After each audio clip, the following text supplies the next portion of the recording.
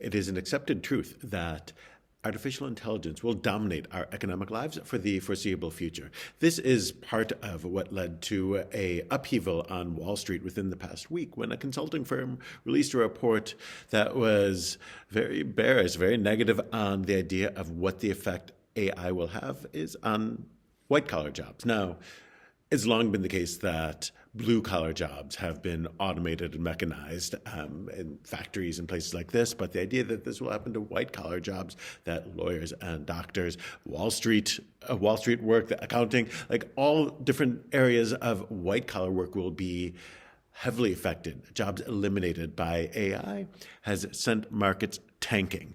And it's not just in white-collar work that AI is concerned. There is a new report that has been released this week by Haman Analytics. And Haman Analytics has analyzed that anti-Semitism, until now a growth industry, may be negatively affected by AI work. Now, the human capital that's been put into creating anti-Semitic content has been incredible. And especially over the last couple of years, this is a global phenomenon. And the left, the right, and this people who have made their names and become celebrities in part based on creating highly desirable anti-Semitic content has been great.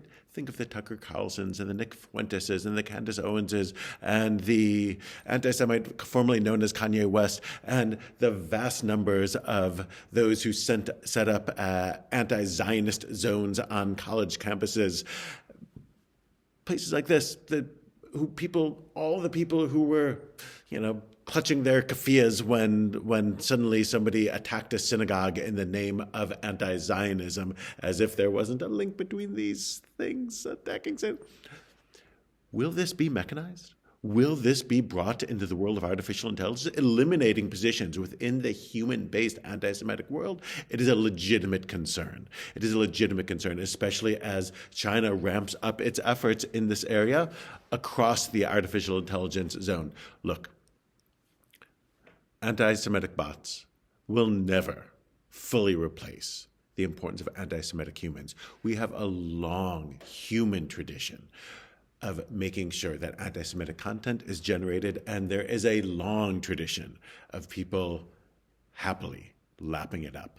Now, will this totally disappear? I can't imagine it. Humans have a way of making sure that anti-Semitic content hits the pleasure centers of the people who want to consume that anti-Semitic content, of trying to act as if it's rational, of trying to act as if it's not really bigoted, as trying to act as if wanting to harm half of the Jews in the world, the ones who live in Israel, isn't really anti-Semitic. And it's worth remembering that Haman Analytics, as a firm, has been historically poor at predicting the future. Now, Zerish Consulting has been accurate in thinking about which way things will swing. But I would say, to those who are concerned about the future of human anti-Semitic content creation, you have nothing to fear. You have nothing to fear. This is a growth industry. The uptick that we've seen in the last couple of years will remain.